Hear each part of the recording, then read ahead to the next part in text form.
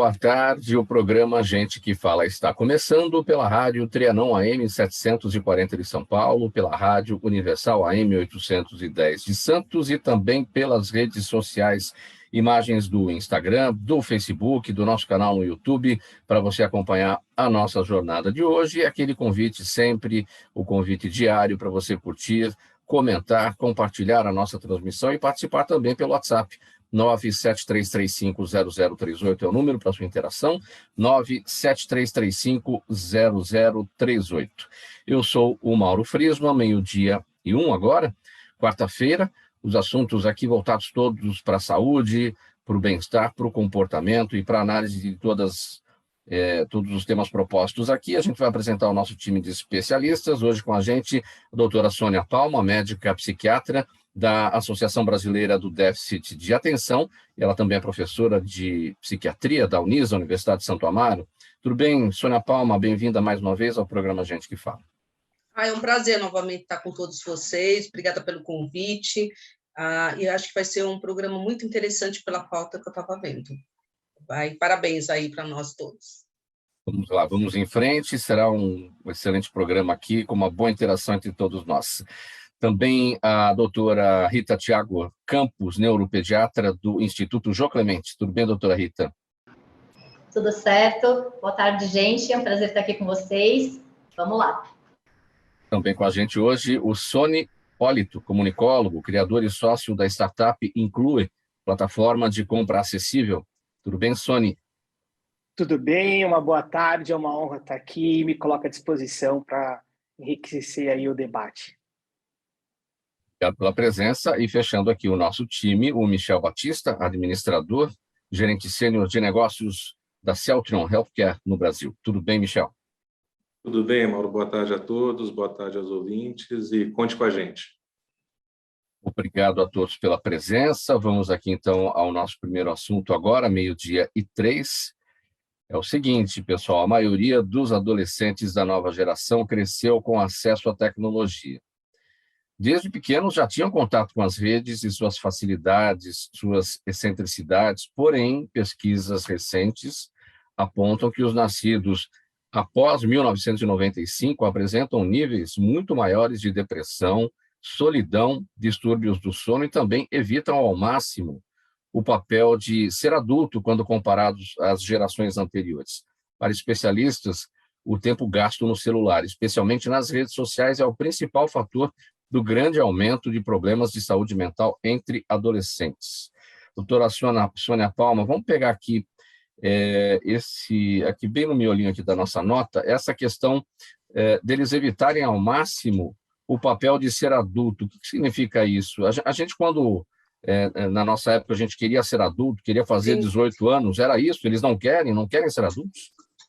Na verdade, ser adulto significa ter responsabilidade, uma série de questões aí ligadas ao estudo, à profissão, ao trabalho, né? Mas, na verdade, o que acontece com essa nova geração é que eles vivem muito ligado realmente nas telas, e aí eles vivem nesse mundo virtual, onde tudo é possível, né? Eles podem ser, na verdade, o que eles quiserem, através dos jogos online, né, os avatares que eles fazem. Isso realmente prejudica essa questão da identidade, né, do crescer, do adolescentar e virar adulto. Para isso, precisam de experiências reais no mundo real, e que a tela, a partir aí de 1995, mas principalmente depois da pandemia, dobrou, já era alto o tempo que eles ficavam, os adolescentes ficavam em média 6h30 na tela antes da pandemia. Isso agora quase que multiplica, né? Quase dobra essa hora. Então, esses adolescentes precisariam estar em contato com outros, em contato com adultos, contato com o mundo aí fora. Eles ficaram, né, 2 anos na pandemia e ficaram também, né, ligados à tela, e hoje, para diminuir o uso, é muito difícil. Então, mas nesse sentido, né, deles não terem mais um modelo, uma visão, por estarem muito confinados, né, no seu próprio mundo virtual. É muito comum a gente perguntar para eles: você tem amigos? Tenho. Quantos? Eu tenho 10, mas são virtuais ou são reais? Não, são virtuais. Então, eles não têm o contato com os reais. Eu acho que nessa linha que vai essa dificuldade de eles se tornarem adultos completos, né, plenos. Agora, as pesquisas, esse desenho aqui, esses dados, né, as pesquisas apontam que isso acontece com os nascidos após 1995, ou seja, é a partir do surgimento da internet, né? Sim, na verdade, lá atrás, nessa época, poucas pessoas tinham acesso à internet. Tem um estudo que diz que quando começou a internet, 1% das pessoas tinham acesso. Hoje, quase 40%, metade da população tem um acesso diário, né? E importante à internet, né? Então, isso realmente contribui para esse isolamento. Os adolescentes já são mais isolados mesmo, né, Mauro? Eles já ficam em casa, não querem sair do quarto, e agora com os amigos, os jogos, muitos adolescentes hoje querem ter como profissão ser jogadores profissionais de internet, né? Tem prêmios maravilhosos aí que eles anunciam. Então, isso tudo vai diminuindo essa interação que é importante para os adolescentes e a formação do adulto, a personalidade adulta, né? De correr atrás dos ideais, das coisas que realmente eles querem. O mundo fica meio confinado mesmo às telas.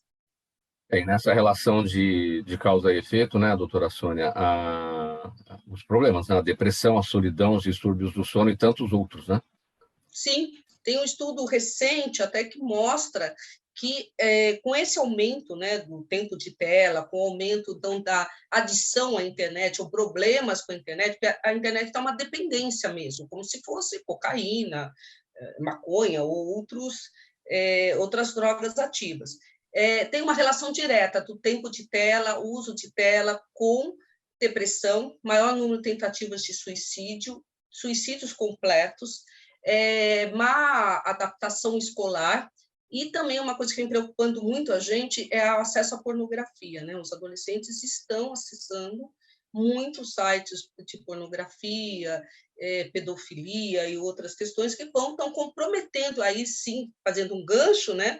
Com essa formação dessa personalidade mais madura, mais adulta, né?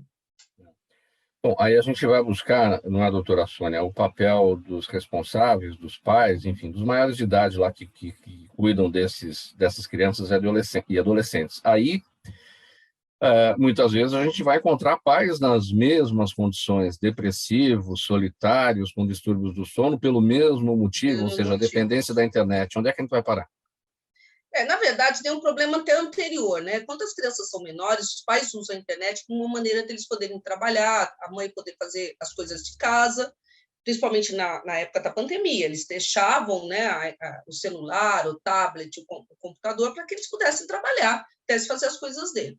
E isso vai gerar uma questão muito grande aí, vai gerando essa dependência, e quando chega na adolescência, eles querem tirar. E aí não conseguem mais. E aí eu já tive pacientes que eu tive que internar porque tentaram matar o pai, matar a mãe, bater na avó, quando eles foram impedidos de acessar a internet, né? Hoje existem até aplicativos que regulam esse tempo, né? Que o adolescente ou a criança fica na internet, né? Ela derruba a internet do celular. Só que isso cria conflitos familiares muito grandes. E como você falou, muitos pais também têm esse modelo. Aí como é que você tira, né, a internet do filho, se eu também fico? Então, esse é um trabalho aí, muitas vezes, que você encaminha para um tratamento psicológico. A gente tem um treinamento parental, que é uma forma dos pais aprenderem a lidar com as dificuldades dos filhos, e, às vezes, você precisa de um outro profissional para mediar essas questões, que não são fáceis, né, Mauro?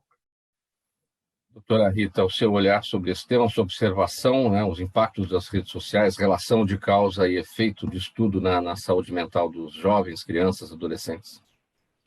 Tem um impacto grande, tem um impacto, inclusive, nessa história, né, dos adolescentes se meterem em confusão via internet, né, com esses memes, com essas brincadeiras, muito com os nudes que as meninas às vezes mandam. Então, tudo isso vai tendo um impacto, né, grande, levando à ansiedade, levando até abandono escolar. Tem uma série de pacientes meus que não querem voltar para a escola, porque eles voltaram, eles eram crianças, voltaram adolescentes. Aí, na volta, eles sofrem bullying pela aparência, pelo jeito, pela dificuldade que eles tinham interação que tiveram nesses últimos 2 anos. E aí, eles não querem ir mais para a escola, eles querem ficar online para sempre, né? O que não é também possível. Nesse escudo que o virtual proporciona, né? Longe do bullying, né? Nessas situações. Você fica blindado pelas telas, né? Você blinda e aí você não quer se expor. Eles não sabem mais como conversar, como se expor com seus colegas, como interagir com seus colegas novamente.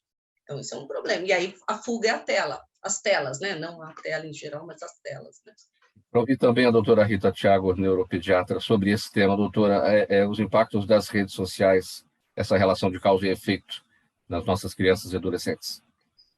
Tudo isso que a doutora Sônia falou é exatamente isso, né? E, além de tudo, a gente vê muito uma questão de impaciência também, né? Então, a tela, ela é muito prazerosa, porque ela é muito rápida. Tudo que você faz ali acontece. Então, você clica, muda. Você não quer mais aquilo, você troca. Você não gostou daquele jogo, você baixa outro. E isso gera uma resposta rápida, que dá uma descarga de prazer na gente, né? Em todos nós. E os sistemas, eles são muito avançados. E eles vão dando para a gente coisas que a gente gosta. Então, o vídeo a seguir é de um tema correlato ao que você viu. E aí, o jogo a seguir é correlato ao que você jogou. Então, você não consegue sair dali, porque gera um ciclo muito bom.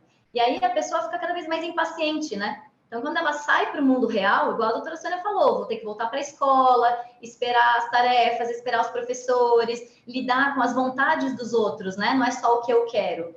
Isso é praticamente impossível, porque na tela é tudo que eu quero, naquela hora, né? Então, é muito difícil você readaptar isso ao social também.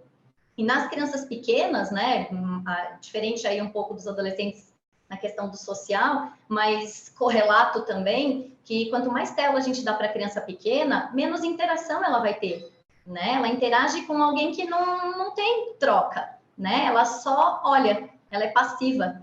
Então, com isso, a gente tem hoje diversos estudos que mostram também atrasos de fala, atrasos de desenvolvimento de habilidades sociais, que acabam levando a prejuízos até futuros também, simplesmente por causa da tela. Então, é bem uma coisa que a gente precisa considerar mesmo.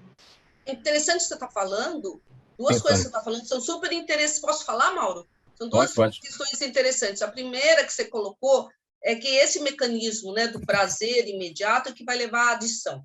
Isso que vai levar, então, à dependência ou a problemas que os adolescentes vão ter com a internet, levando à irritabilidade quando eles não podem ou quando eles perdem o jogo. E a segunda coisa muito importante que você falou, Rita, que me preocupa muito, que você é do João Clemente, eu conheço bem o Instituto, é a questão dos autistas, né, os transtornos do espectro autista, que já ficavam na internet e agora ficam ainda mais com os 2 anos de pandemia. Então, até depois, sei lá, em algum momento, até discutir um pouco isso, como é que ficam essas crianças, né, que começaram a só se relacionar pelo tablet ou pelo celular e ainda com o rosto de todo mundo com máscara, né? Então, isso é bem interessante que você colocou, Vitor. Tony Hipólito, para a gente falar, você comunicólogo, né, para a gente falar sobre os efeitos da comunicação entre eles próprios, né, as crianças e adolescentes. É muito interessante isso o assunto, né, que a doutora está colocando, mas a pergunta que eu faço, assim, para quem tem um filho hoje em dia, como que faz? Isso tem volta? Você acha que talvez colocar crianças em escolas com ensino integral pode ajudar? Dica que vocês dão para esses pais agora? Porque eu não sei, às vezes eu vejo todo esse perigo, que nem concordo com vocês, mas às vezes eu acho que é um mundo meio sem volta também, assim, sabe? Que não tem o que fazer mais. Essa preocupação do Sony, doutora Sônia, também no sentido do papel da escola, né, para isso tudo, né? Sim. Eu acho assim, na verdade, eu concordo com você, não é fácil, e eu acho que os pais têm que começar a pensar nisso quando o neném nasce, né? Porque depois, na adolescência, realmente fica muito difícil. A gente tem que fazer prevenção, né? O que a gente faz hoje é correr atrás do prejuízo, e isso é muito complicado. Mas eu entendo assim, se casos mais leves, eu acho que dá para conversar com os pais, conversarem com os filhos, ampliarem a questão talvez da escola, ampliarem o exercício físico, que também essas crianças engordaram na pandemia, porque ficavam na tela e não faziam nenhum exercício físico. Então, assim, esporte, lazer, né? Tentar engajar essas crianças, que é a mesma coisa da adição de outras drogas na adolescência, você dá outras fontes de prazer. Né? Agora, casos mais graves, Sônia, eu acho que precisa entrar um especialista, entrar o psiquiatra, o psicólogo, né? um trabalho de treinamento parental para ajudar esses pais nesse processo agora. E casos mais graves ainda são casos em que têm que ser tratados como uma adição à cocaína. Então, centros especializados para isso. Então, acho que é um espectro aí, né, de problemas, e para cada um você vai ter uma solução, não tem uma solução única. Né? Mas eu ainda acredito na prevenção, que é começar a trabalhar essas crianças lá quando pequenas. Né? Você vê a criança no aeroporto, enquanto a mãe está esperando o voo, criança de carrinho, já mexendo no celular. Por quê? Porque não pode esperar, ninguém mais pode. Não pode mais andar de carro, você tem que andar de carro e pôr uma televisão para a criança viajar. A gente viajava horas, né, brincando entre a gente, conversando com os pais, olhando uma revistinha. Agora tem que pôr uma televisão, tem que dar um tablet.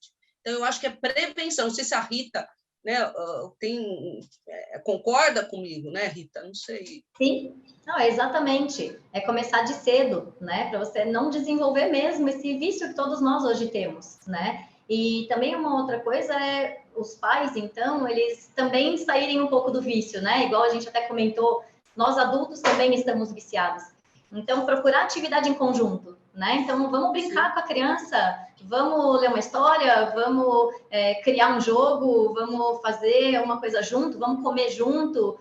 A mesa é proibido tela, né? Quando a gente está comendo, não se mexe em celular. Vamos perguntar o que aconteceu na escola, quem é seu amigo, o que você brincou. Então, realmente, nós também buscarmos atividades e envolver, né? Para a gente também dar o exemplo. Eu achei engraçado, eu fui jantar outro dia. Mauro, rapidinho, eu fui jantar na casa de uma amiga, nós estávamos em 4 pessoas, ela passou uma caixinha e fez todo mundo deixar o celular dentro da caixinha e falou que só ia devolver no final do jantar. Interessante isso que você falou, né? Muito bem, gente, 12h17 agora, vamos passar para o nosso próximo tema aqui nessa edição do programa Gente que Fala, de quarta-feira, com os assuntos da saúde, do bem-estar e do comportamento. É provável que a maioria das pessoas nunca tenha ouvido falar tanto do transtorno do espectro autista quanto atualmente, mas ainda há dúvidas sobre o que realmente é os seus sintomas e as suas implicações. Sobre o tratamento, há casos em que são necessárias medicações para controlar quadros associados ao autismo, como insônia, hiperatividade, comportamentos repetitivos e outros também. É claro que, quanto antes o transtorno for detectado, melhor será o resultado do tratamento. Doutora Rita, o que a gente precisa saber sobre, inicialmente, a identificação do transtorno do espectro autista? Quais são os sintomas? Bom, então, na verdade, a primeira coisa que a gente tem que entender é que transtorno do espectro autista, então, ele é um transtorno do neurodesenvolvimento. Então, ele vai estar presente desde o início do desenvolvimento da pessoa. Então, ninguém vira autista, né? O autismo, ele está com a gente, ele nasce com a gente. Então, os sinais, eles podem aparecer desde cedo, né? Então, algumas crianças já mostram desde bebê, outras lá por volta de 1 a 2 anos de idade, que é onde realmente a gente tem um aumento da interação social, né?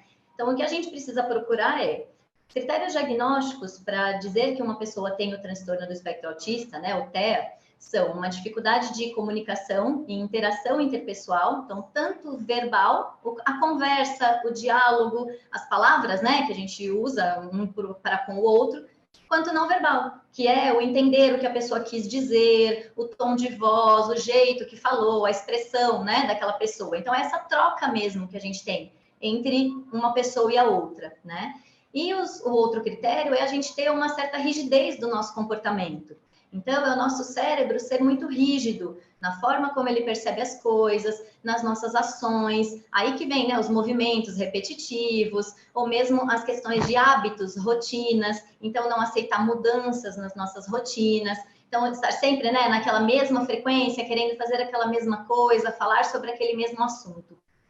Então, o que vai chamar a nossa atenção, prioridades aí, né, do desenvolvimento quando a criança é menor, é esse aspecto interpessoal. Então, se a criança tem pouco contato visual, se ela não olha muito para a gente quando a gente está interagindo com ela, se quando a gente chama, ela ignora o próprio nome, ignora que a gente está buscando uma interação, se quando ela vai, por exemplo, encontrar com pessoas que não conhece, né, vai sair ali, amigos, familiares, se ela estranha muito, ela sofre com aquilo, ela não tem essa troca com essas pessoas, ou a gente vai mostrar para o bebê, né, para a criança pequena, um jogo de imitação, né, dá o tchau, manda um beijo, e a criança não responde, ela não imita a gente, né, ela não mostra essa troca.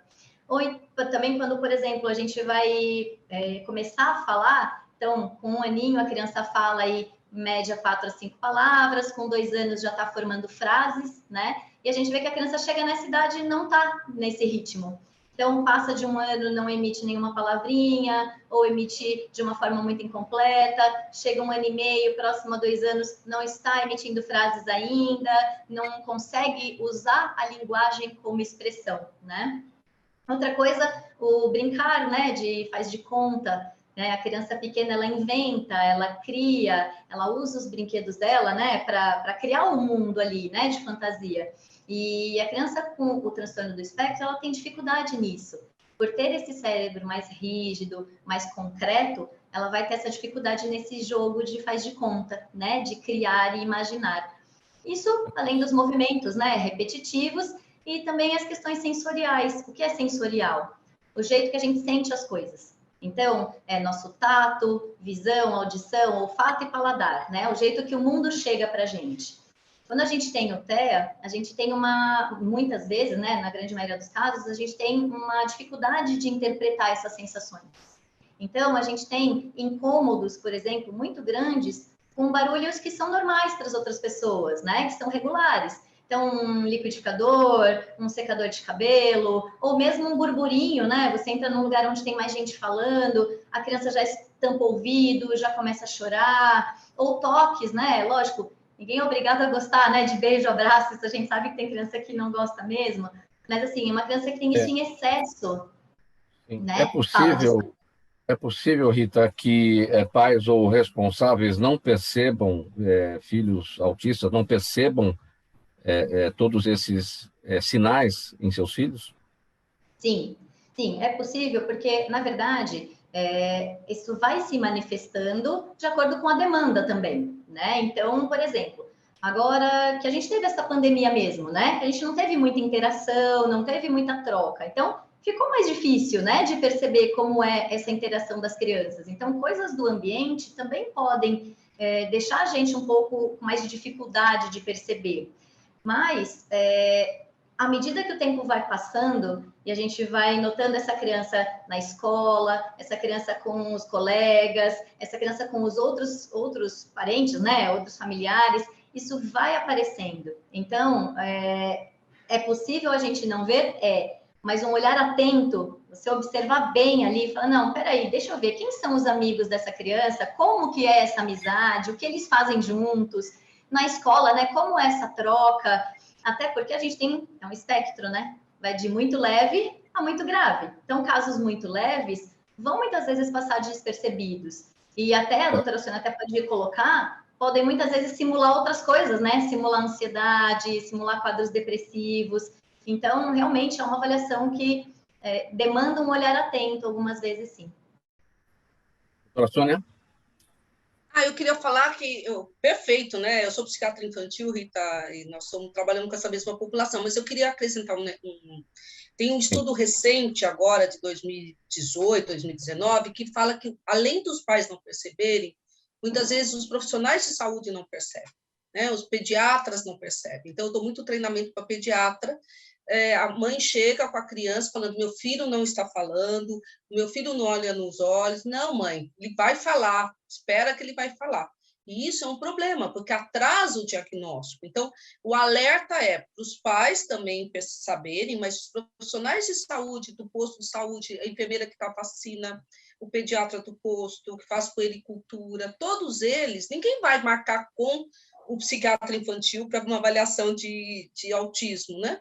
Mas vai no pediatra, vai no posto de saúde. Então, é importante também colocar isso, Mauro, que quem mais, os pais estão cada vez mais percebendo que seu filho tem um problema, mas eles não têm uma escuta, muitas vezes, nos serviços que eles procuram, né? Só para completar um pouquinho o que a doutora Rita estava colocando. Michel, seu olhar, sua observação sobre esse tema. Na verdade, eu estou olhando aqui mais como pai de uma criança de 8 anos de idade, né? Que eu acabo convivendo, eu tenho vários sobrinhos, e, na verdade, o que eu queria colocar, e talvez até entender um pouco, é que, além de tudo isso que vocês trouxeram, eu percebo que tem muito pai que nega que o filho tem algum problema e não busca ajuda. Então, é mais fácil eu negar enquanto pai, é mais fácil deixar que as coisas aconteçam, porque na cabeça de alguns aquilo vai se resolver sozinho dali a algum tempo, né?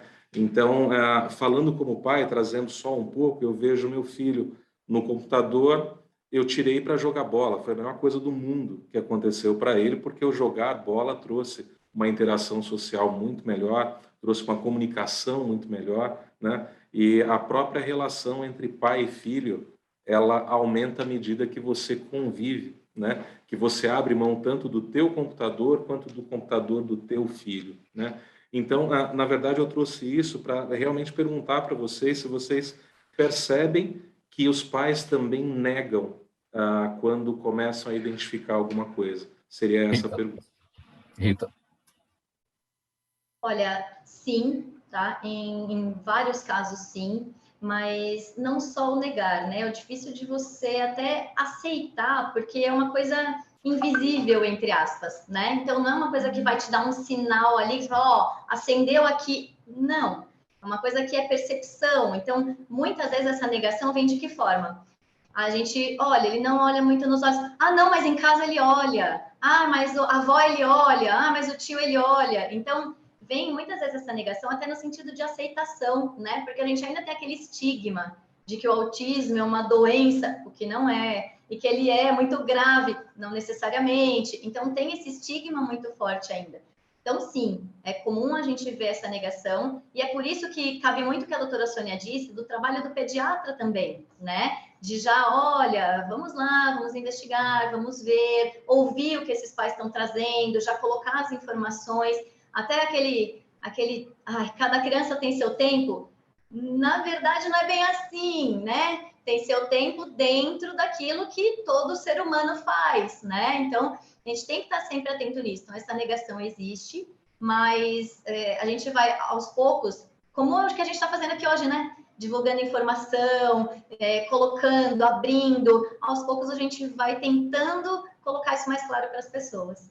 Sônia, e para a gente finalizar esse tópico, esses pais que não querem ver, enfim, que negam o problema, também precisam do acolhimento profissional, né? Sim, precisam. E é uma coisa interessante, acho que a doutora Rita pode também completar, mas muitos pais têm traços autísticos, como é uma doença genética hereditária, então, buscando ajuda para o filho ou não buscando, muitas vezes se identifica num dos pais traços autísticos também. E com isso atrapalha também essa busca. E, Michel, assim, eu vejo na minha prática clínica, tenho 40 anos de formada, que os pais estão evoluindo, né? Eles estão conseguindo perceber, né? E tem uma diferença, as mães percebem mais e os pais negam mais. Não sei se a doutora Rita concorda comigo. E aí esse é o grande problema, porque as mães querem levar para o tratamento e os pais, os homens, né, na relação não, né? Mas tem sentido o que você fala, Michel. Olha, pessoal, 12h29 agora, programa Gente que Fala, edição de quarta-feira, com os assuntos da saúde, do bem-estar e do comportamento. Rádio Trianon AM 740 São Paulo, Universal AM 810 Santos e também pelas redes sociais. Nosso próximo assunto é o seguinte, Sônia, o Estado do Rio de Janeiro sancionou agora uma lei que determina que estabelecimentos comerciais com mais de 6 funcionários sejam obrigados a contratar colaboradores para auxiliar as pessoas com deficiência na hora das compras, seja para acompanhá-los, apresentar produtos ou facilitar a experiência desses consumidores. E esse treinamento tem sido realizado pela Inclue desde 2019. A Inclue é uma plataforma de compra acessível já utilizada por diversas unidades do Pão de Açúcar, da Renner e também da Presunic, tanto aqui em São Paulo quanto no Rio. O que a gente precisa saber mais sobre essa plataforma Inclui? Você sabe, Mauro, que no Brasil hoje, conforme o nosso último censo, nós temos 45 milhões de pessoas com pelo menos um tipo de deficiência, né? E uma das grandes dificuldades que hoje essas pessoas encontram ainda é de fazer as compras básicas, é de ir ao mercado, né? E quando chega ao mercado, quando chega à loja, elas não são bem atendidas, né? As marcas, elas nunca olharam para as pessoas com deficiência como grandes consumidores e também nunca prepararam o seu time de vendedores, atendentes, para atender essas pessoas. Então, até hoje, né, 99% das lojas, dos estabelecimentos no Brasil, eles atendem as pessoas com deficiência por improviso. Então, é muito comum uma pessoa com deficiência chegar no supermercado e demorar lá 20, 30 minutos para encontrar alguém para poder ajudar essa pessoa a fazer a compra básica para sua casa. Então, pensando nessa dor, pensando nessa dificuldade, a Inclui, ela nasce, né, com 2 fundadores, eu sou um dos fundadores junto com meu sócio, o Rodrigo, e ela Inclui nasce para realmente inovar essa experiência de consumo, de mostrar para esses estabelecimentos, para as marcas, o quanto que nós, pessoas com deficiência, somos consumidores, que nós também comemos, vestimos, viajamos, né, estudamos, construímos famílias. Então, tudo que as pessoas compram, nós também compramos. Então, quando entra uma lei dessa, né, no estado do Rio de Janeiro, que eu espero que essa lei possa expandir para vários estados do Brasil, para que realmente as pessoas com deficiência possam ir com muita independência, autonomia, fazer suas compras e poder sair de lá feliz. Porque a grande maioria, quando entra numa loja, não sai de lá satisfeito. Pelo contrário, sai de lá muito triste. E a Inclui veio para realmente fazer essas pessoas sorrirem para ter uma experiência nova dentro dessas lojas e comprar realmente o que elas têm vontade. Que muitas vezes, Mauro, Desculpa, Sônia. muitas vezes a gente não sabe nem o que existe dentro desse estabelecimento para comprar. Dá um exemplo prático, Sony, de alguma experiência de consumo ruim, desagradável, algo que você tenha passado e que a plataforma vai trabalhar em favor disso, ou já trabalha em favor disso, e que a lei também, agora no Rio de Janeiro, também vai ajudar. E tem vários episódios, né? Então, por exemplo, pessoas com deficiência que vão ao supermercado e chegam na porta, eles falam assim, olha, a gente não tem ninguém para te ajudar, eu peço que você volte para casa e traga alguém da sua família para poder ajudar você a efetuar a sua compra. Você chegar numa loja e o vendedor falar que só tem um tipo de roupa e, na verdade, você está num grande magazine, como só tem um tipo de roupa? Você percebe que o vendedor ele não quer falar mais, ele não se sente bem que ele te ajudar ali. Muitas vezes nós vamos à loja e ao invés de o vendedor falar com a gente que quer comprar o produto, ele fala com o nosso acompanhante, como se a gente fosse invisível ali na hora de comprar. Então, são N fatores assim que realmente dificulta, né? E realmente a gente acaba não tendo essa experiência de compra satisfatória. Agora, Sony, estamos no Brasil, né? Infelizmente, a gente vê muitas situações de leis. A gente, né, no popular diz, né, a lei pegou ou a lei não pegou, né? Qual que é o desafio no Rio de Janeiro para essa lei? É a Lei 9.596 de 2022. Determina que estabelecimentos comerciais com mais de 6 funcionários sejam obrigados a contratar colaboradores para auxiliar as pessoas com deficiência na hora das compras. Qual é o desafio, a interlocução de vocês aí da Inclui com o poder político, o poder público para isso acontecer? Acho que o grande desafio é divulgar, né, mostrar para as pessoas com deficiência que existe essa lei no estado do Rio de Janeiro, né, e como eu disse, espero que isso possa expandir e dizer para as pessoas que elas têm que ir sim nos estabelecimentos, fazer suas compras e se não tiver um atendimento adequado, uma experiência boa, elas têm que reclamar, elas têm que entrar no Procon, fazer suas denúncias, porque elas merecem, né? Elas não pagam, mas nós não pagamos, né? porque eu sou uma pessoa com deficiência também, nós não pagamos mais barato, nós pagamos o mesmo preço, e o que a gente quer é poder fazer a compra com autonomia e independência. Quais as chances de viralizar isso, essa lei ser estendida para outros estados? Eu acho que lei boa, quando tem coisas boas, a gente tem que copiar, né? Nada se cria, tudo se copia. Quando tem coisas boas, eu acho que a gente tem que copiar e trazer para onde a gente mora. Então, eu espero que os nossos deputados aí possam, baseado nessa lei do Rio de Janeiro, trazer para os nossos outros estados, para que essas pessoas possam usufruir dessa lei. E a Inclui, né? Ela hoje é uma startup que ela está totalmente preparada, ela nasceu para resolver esse problema, para que realmente, né, as pessoas possam fazer suas compras. Então, a gente dá treinamento para os estabelecimentos, né, a gente treina todos os vendedores para que realmente eles possam atender qualquer pessoa com deficiência através de um atendimento personalizado. Após isso, a gente coloca a loja, a marca, o estabelecimento dentro do aplicativo para que as pessoas possam saber quais são as lojas que estão oferecendo o atendimento, e após isso a pessoa com deficiência, quando termina a experiência, ela pode avaliar se a experiência foi positiva ou se foi negativa, o que foi legal, o que não foi. Depois disso a gente emite um relatório para essas empresas para mostrar para elas o que essas pessoas estão dizendo e o quanto que é importante elas se prepararem para atender esse público. Faltando 24 minutos para 13h, programa Gente que Fala, edição de quarta-feira. Hoje o nosso espaço voltado para os assuntos da saúde, do bem-estar e do comportamento. A gente vai fazer uma pausa breve agora para a mensagem do nosso apoiador. A gente volta em seguida para falar de economia. Mas economia no programa de saúde, sim. Remédios para a nossa economia. Estamos precisando de vários. Já, já.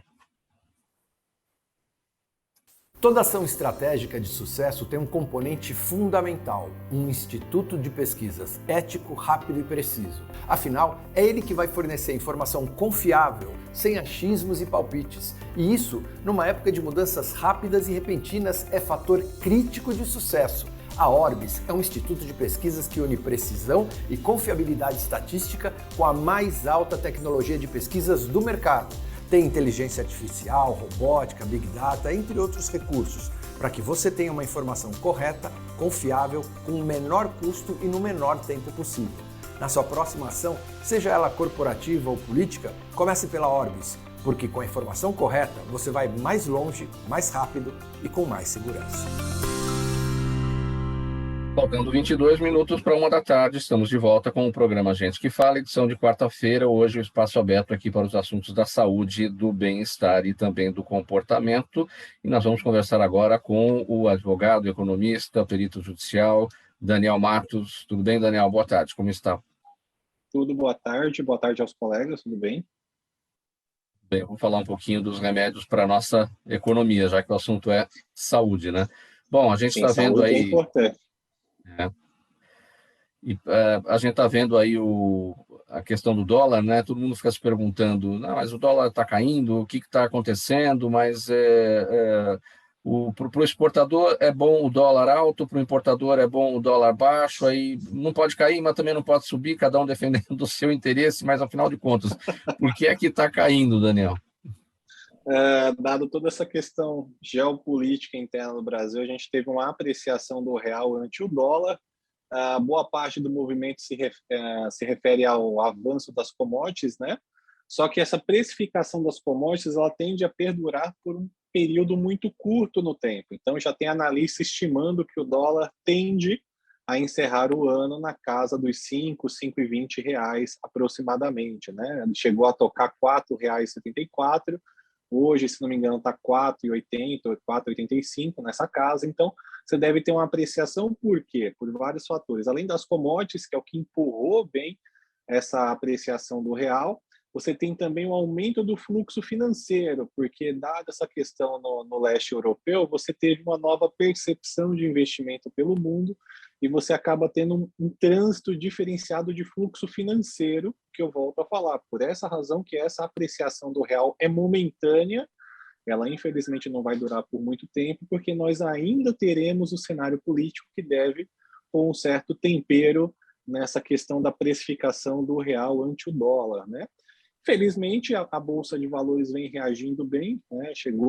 Tinha chegado a uma mínima de 105, 106 mil pontos, agora está na casa dos 118, 120 mil pontos, que é muito positivo, dado todo o histórico pós-Covid.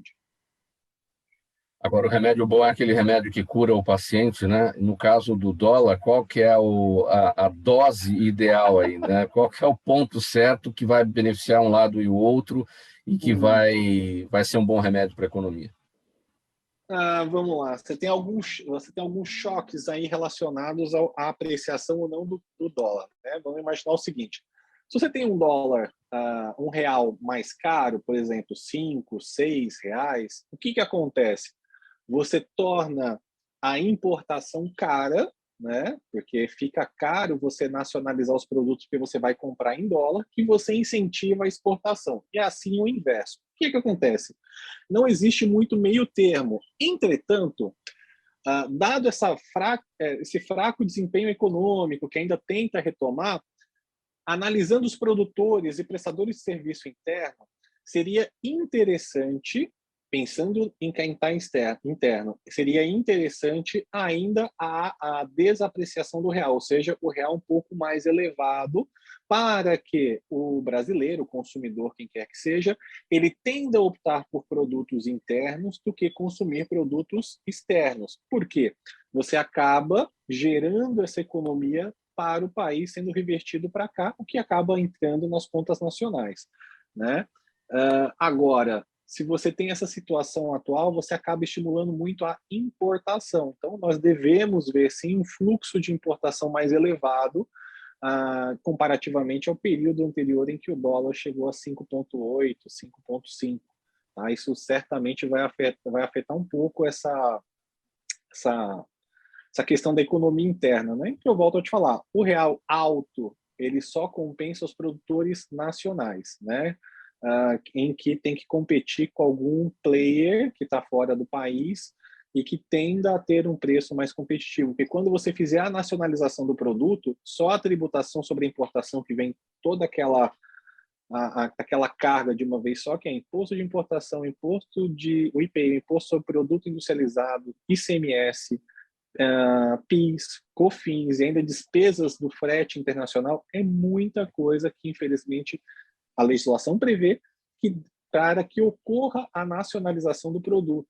Então, por enquanto, eu acho que vai acabar tendo essa mudança na economia em termos de fluxo de transação internacional. Muito bem, Daniel Matos. E só para finalizar esse tópico, a cotação do dólar agora, 4,776, R$ 4,77, alta de 0,38%, praticamente estável, né, em relação à cotação final de ontem. É isso aí, Daniel. Uma boa tarde para você. Sim, pode concluir. Tá. Boa tarde. Isso porque possivelmente deve ter feito um piso na cotação, então você vai tender a ver um movimento lateral do dólar entre 4,70 e 4,80 para as próximas semanas. Depois você deve ter um aumento disso gradativamente, principalmente quando se iniciarem as eleições, se não me falha a memória, eu acho que é em julho, né, que inicia a corrida eleitoral. Junho, isso. Tá, então, a partir dali a gente vai ter uma mudança substancial, tá bom? Muito bem. Daniel Matos, perito judicial, advogado e economista, falando com a gente sobre a economia do país. Um abraço, até a semana que vem. Obrigado, um abraço e boa tarde a todos. Boa tarde aí. Vamos seguir aqui falando sobre remédios. E por falar em economia, né, gente? Os remédios vão subir dia 1º de abril. Parece mentira, mas todo dia 1º de abril tem aumento do preço dos medicamentos. E aqui, Michel, algumas doenças, principalmente reumáticas e intestinais, têm um forte impacto no sistema de saúde do país devido ao alto custo de suas medicações. Porém, a ciência vem desenvolvendo cada vez mais fármacos biosimilares, que não é o famoso genérico que tem fórmula idêntica ao medicamento original. Ao contrário, medicamentos produzidos a partir de um organismo vivo, não idênticos ao remédio de referência, mas com a mesma complexidade e finalidade. Eles já representam uma redução de preço que pode chegar a 50% no custo final do produto. Espetacular isso, hein, Michel? O que é o biosimilar? Você definiu muito bem, Mauro, o que é um biosimilar, né? Se a gente for trazer de uma forma mais simplificada ainda, né? Como você bem disse, genérico, ele é uma cópia idêntica, ele segue uma legislação, então existe a bioequivalência, existe ali uma margem que vai entre 80% e 120% de comparabilidade ou da presença da mesma substância.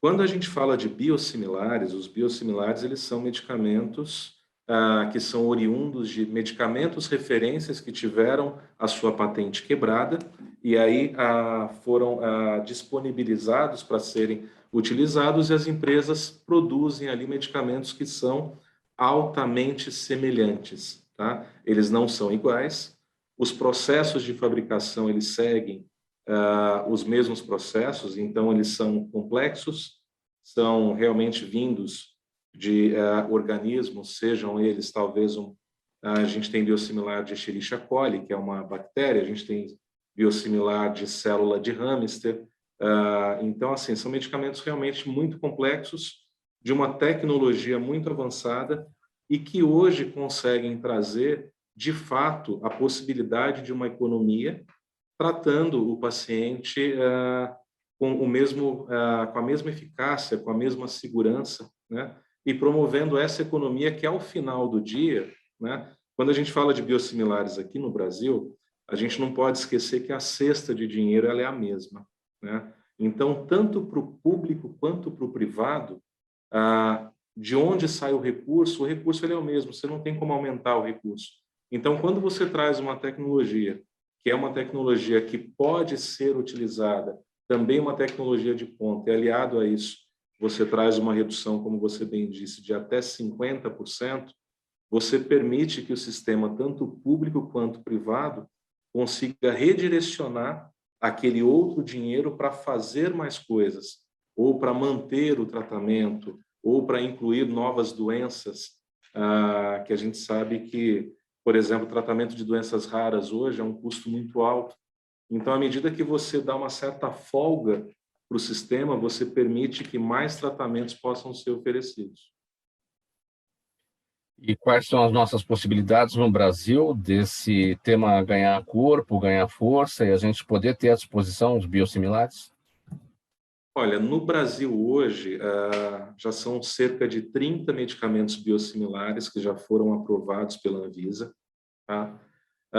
Você tem tratamento para as mais diversas doenças.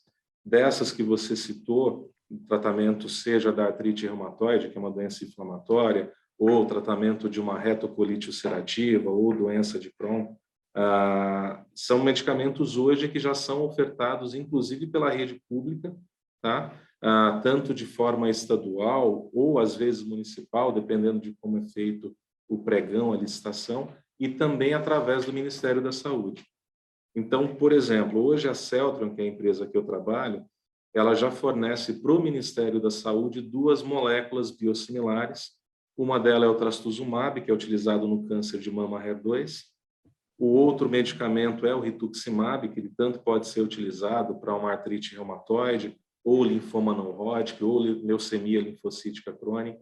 Então, assim, são medicamentos que já vieram e eu posso te garantir que já trouxeram uma economia substancial para os preços que eram praticados antes, e com isso deu uma folga bem grande para o Ministério para poder ofertar mais tratamentos para outros doentes.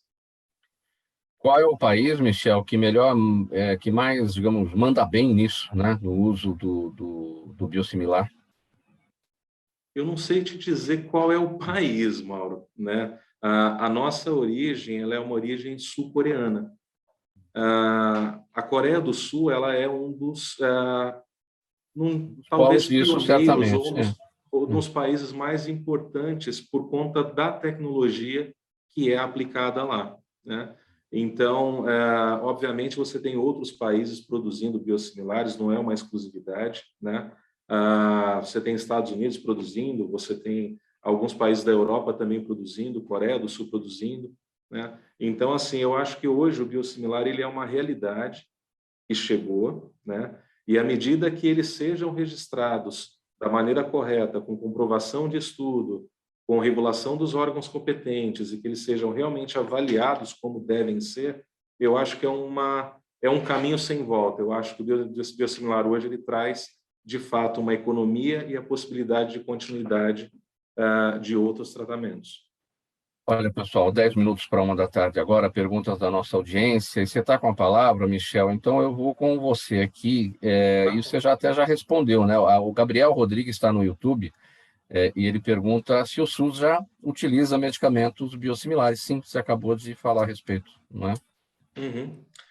Ele utiliza não só os nossos, existem outras empresas que também fornecem.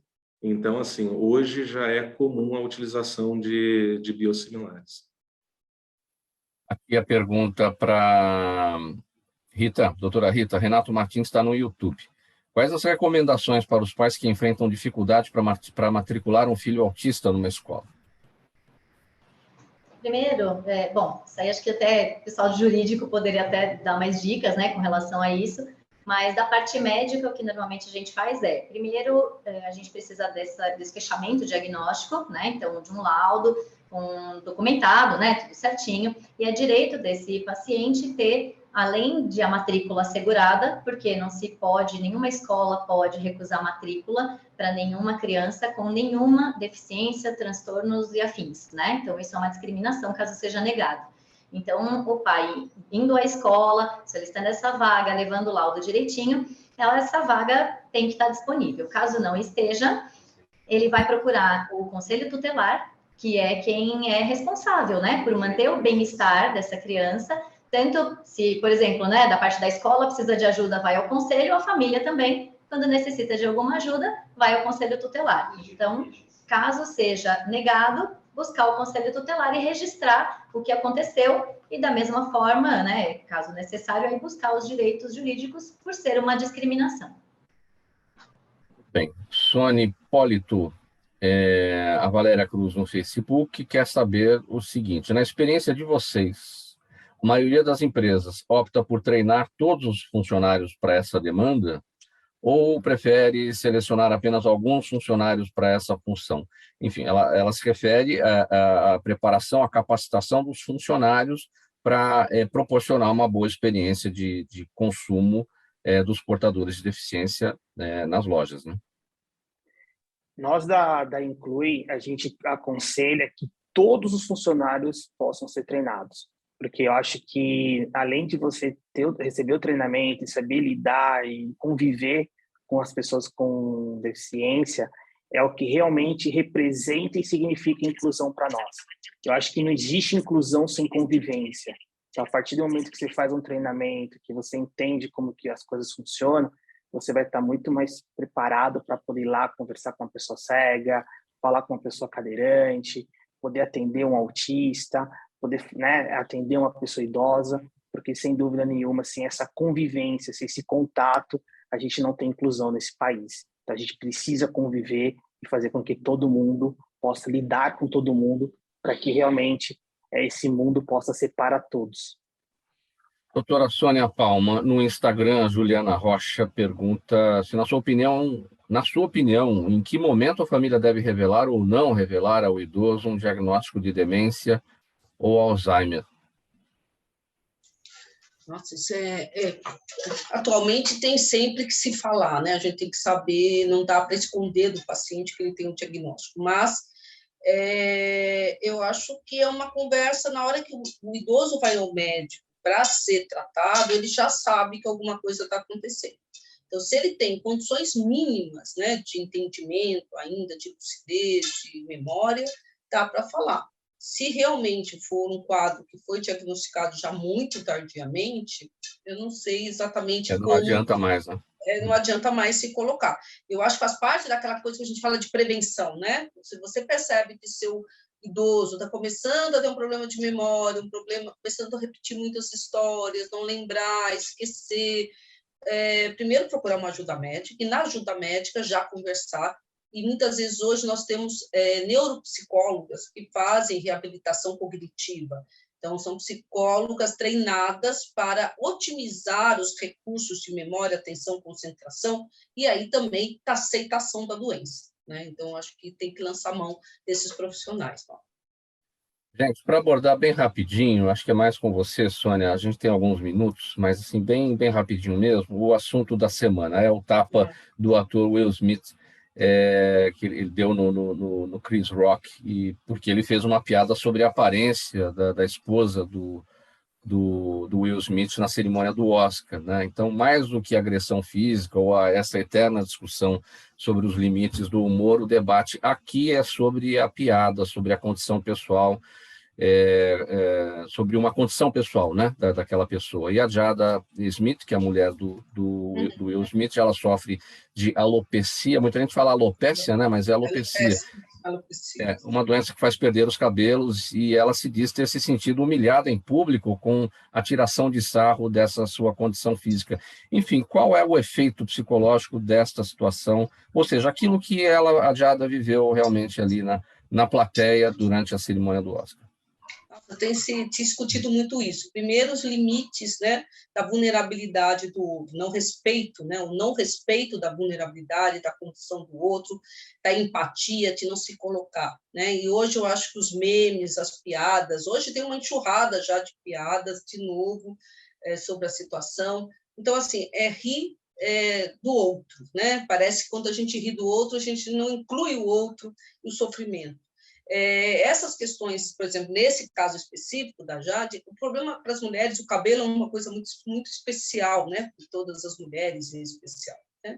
E brincar com isso traz, né, à tona a falta de empatia. A reação dele, né, do Smith, a gente pode até pensar que ele fez isso, ele hoje coloca que ele fez isso porque por amor, como se fosse uma coisa de defesa, quase defesa da honra da esposa, né, que foi agredida. Mas a pessoa que sofre esse meme, esse bullying, pode desenvolver transtorno de estresse pós-traumático, ansiedade, depressão, pode tentar suicídio. Tem muitos adolescentes que tentam suicídio por causa dos memes, das brincadeiras no WhatsApp, no grupo de WhatsApp. Então, o que eu acho que a lição que a gente aprende do que aconteceu, e até umas semanas atrás, até de um morador de rua, é que a gente tem que medir, né, as nossas essas posições, quer dizer, não é engraçado falar mal do outro, não é engraçado falar mal da deficiência do outro, nós temos, né, o Sônia aí pode até completar isso, e o que fica para a gente é cuidar dos vulneráveis, nós temos que ter um cuidado com as pessoas que sofrem. Pessoal, 3 minutos para 1h da tarde, o tempo realmente em cima aqui, vamos para as despedidas e os canais de cada um. Sônia, você está com a palavra bem rapidinho. Então, eu queria agradecer muito, foi um programa muito interessante, conhecer pessoas novas aí. O meu Instagram é soniapalma.psiquiatra, eu tenho várias lives, eu inclusive fiz uma ontem sobre esse tema do Smith, então quem quiser acessar, tem aí um material bom lá sobre o autismo também, doutora Rita. Legal. Doutora Rita, suas despedidas, seus canais, bem rapidinho. Bom, também foi um prazer, discussão muito rica, um prazer conhecê-los e estar com vocês. Nosso canal, então, nosso site é o ijc.org.br e nas redes sociais só Instituto Jô Clemente, que a gente também está aí há mais de 60 anos cuidando aí dessas questões de deficiência intelectual, autismo, então também tem bastante coisa para enriquecer o debate. Valeu, gente, boa tarde. E para lembrar que Jô Clemente é o novo nome da PAI, não é isso? Sim, da PAI de São Paulo. Da PAI de São Paulo. PAI de São Paulo, isso, agora é Instituto Jô Clemente. Muito bem. Sônia Hipólito, suas despedidas, seus canais. Mauro, obrigado pelo convite, foi uma honra poder estar aqui com você e com todos esses amigos que eu estou conhecendo hoje. Um abraço para todos os ouvintes. Para quem quiser conversar com a gente da Inclui, é só @inclui no Instagram, no Facebook, no nosso site que é www.inclui.com.br. E deixo aqui um abraço para o meu sócio, Rodrigo, e para toda a equipe da LAN, que são pessoas especiais que nos ajudam muito. Muito obrigado. Legal, Sônia, só para reforçar aqui, pessoal, Inclui com E no final, INCLUE no final, ok? Michel Batista, suas despedidas, seus canais. Olá, gente, prazer muito grande estar aqui de novo. Obrigado pelo bate-papo, obrigado pelas respostas, pela interação. O canal da Celtron é o site, é o www.celtronhealthcare.com.br e a gente está sempre à disposição. Muito obrigado, um abraço a todos.